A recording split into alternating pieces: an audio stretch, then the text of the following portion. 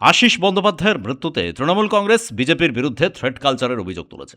কেন্দ্রীয় শিক্ষা প্রতিমন্ত্রী সুকান্ত মজুমদার জানিয়েছেন, বিজেপি থ্রেট কালচারে বিশ্বাস করে না। আশিস বন্দ্যোপাধ্যায়ের মৃত্যুতে শোক প্রকাশ করে তার সঙ্গে নিজের অধ্যাপনা জীবনের স্মৃতিচারণ করেন সুকান্ত। বিজেপি থ্রেট কালচারে বিশ্বাস করে না। বিজেপি থ্রেট কালচারে বিশ্বাস করে না, কিন্তু নেতাদেরও মাঝে মাঝে মনে রাখা উচিত যে তাদের আশেপাশে কারা থাকে। একজন বর্ষিয়ান নেতা, আমি তাকে যখন আমি আমার ইউনিভার্সিটিতে ফ্যাকাল্টি হিসেবে ছিলাম, আমি তখন দেখেছিলাম, সেই নিয়ে আমার ইউনিভার্সিটিতে এসেছিলেন, সেই স্মৃতির কথা মনে পড়ে যাচ্ছে। আজ তিনি গিয়েছিলেন শিবপুর IIESTতে 1000 পড়ুয়ার থাকার ক্ষমতা সম্পন্ন নতুন ছাত্রাবাস উদ্বোধন করেন তিনি।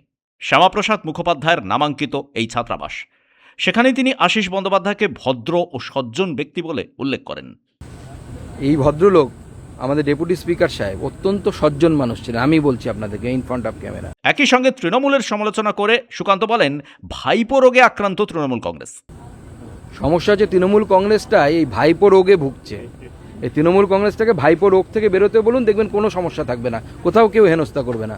বন্দে মাতরম নিয়ে কংগ্রেসের সমালোচনাও করেন কেন্দ্রীয় মন্ত্রী সুকান্ত মজুমদার। হাওড়া থেকে সুমনা দোকের রিপোর্ট, পূবের কলম ডিজিটাল।